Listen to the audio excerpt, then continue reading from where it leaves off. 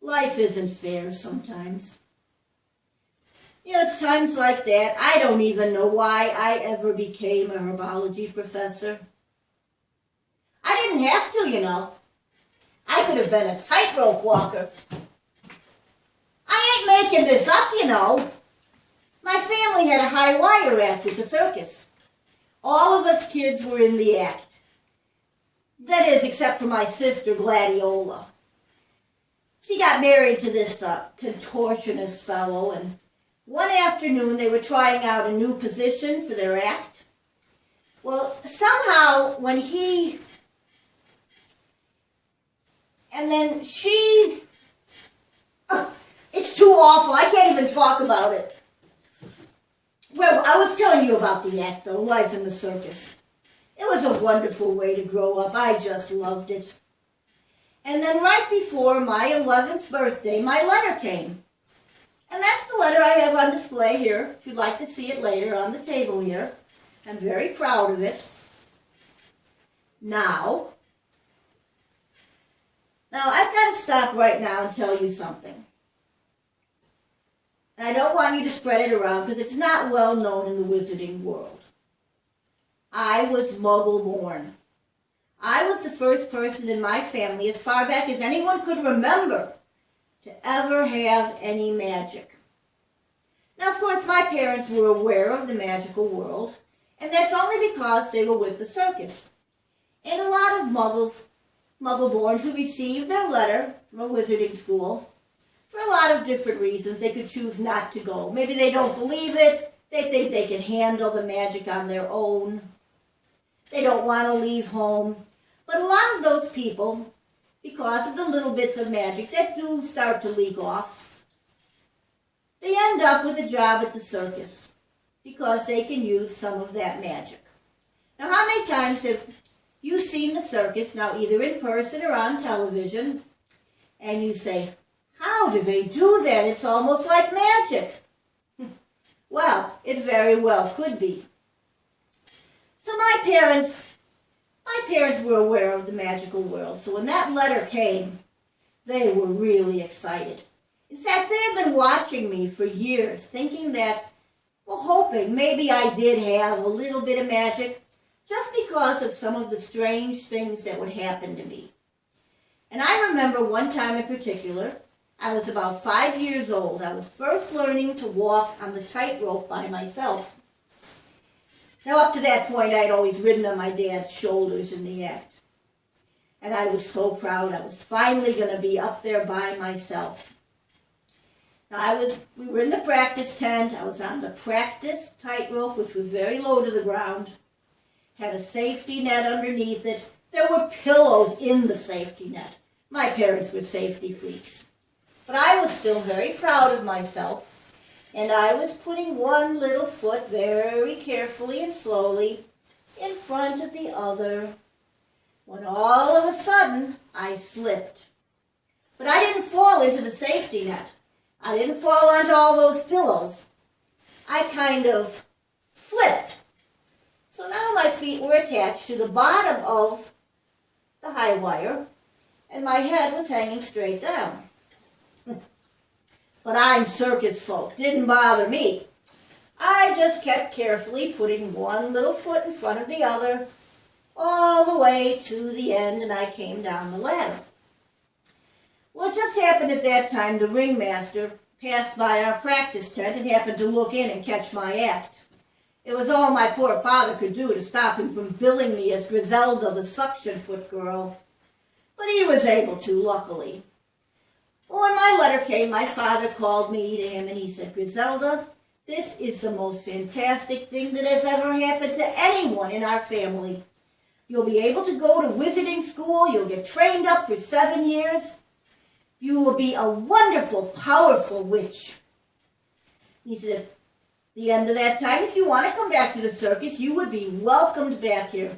You would be the most respected person here. You could pick any job you wanted, because you would have all that knowledge. Well, I didn't want to go. You've got to look at it my way. On this hand, we have the circus. On this hand, we have wizarding school. Okay.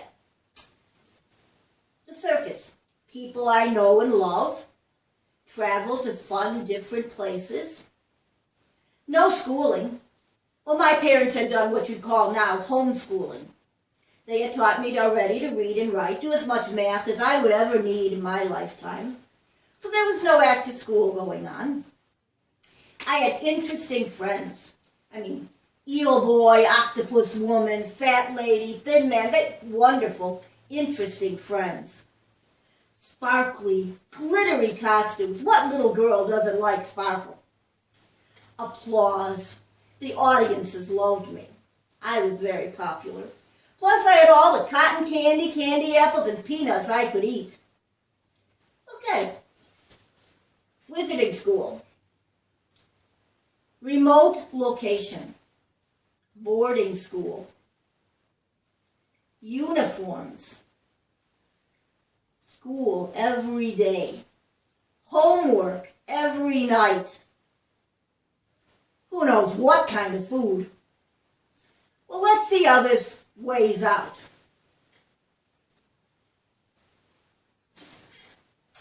Well, at least that's what I thought anyway. So I dug in my glittery little heels and I refused to go.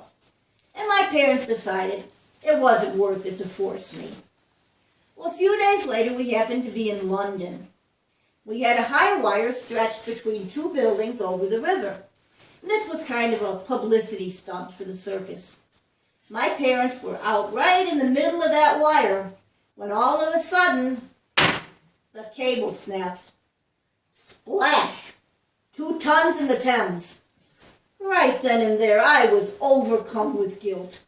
My wonderful parents were drowning in front of my eyes, and they were drowning knowing that their daughter had refused to do the one thing they had ever really asked of her. Go to wizarding school. I felt so guilty, I made a promise to myself right then and there that if somehow they survived, I would go to wizarding school. I'd become the best witch I could, and I'd do it for them because I loved them and I wanted them to know it. How was I to know they were wearing floaties under their costumes? Well, they were, so they survived. And I kept my promise to myself, and I did go to wizarding school. And I have to admit, my dad was right. I loved it. I loved learning magic. I discovered I had this affinity for plants, and I never looked back. Well, all right, so I looked back, but it was the circus. Gets in your blood, First couple years at school, I was just miserable. I was homesick. The only reason I didn't return to the circus after the 7 years of school was because I knew deep down that I would miss all of my magical plants just as much as I missed the circus. But even now, to this day, I'm still homesick and I'm always looking for something that'll remind me of the circus. Make me feel a little bit better, feel more at home. If you've ever gone into a large greenhouse, you may have noticed they have heat lights for the plants, big heat lights. But did you ever think about how those heat lights look like spotlights? Well, if you didn't, you'll have to take my word for it, because they do. And some nights when everybody's asleep, I'm alone, I'll go down to the greenhouses and I'll stand under one of those lights and I'll just look up and I'll remember. I see a heat light, and though it's not right, I simply can't resist its call. For some witches it's shopping in Diagon Alley. Give me a heat light and I have a ball. I lose my head then. I know I'm dead when I start to hear these plants all cheer. Please forgive me, but don't you know this is much more fun than watching mandrakes grow. Oh, oh, turn on the heat light, 'cause when I got light, I'm a cauldron full of fun. I'm your Professor Grubb, better than any sub. Your Professor Grubb, what's not to love? Your Professor Grubb, Herbology Queen, oh yeah! Oh, got a little carried away there. Apologies to Her Majesty, of course. But it does have a nice ring, doesn't it? Headmaster'd never go for it. Shame, though.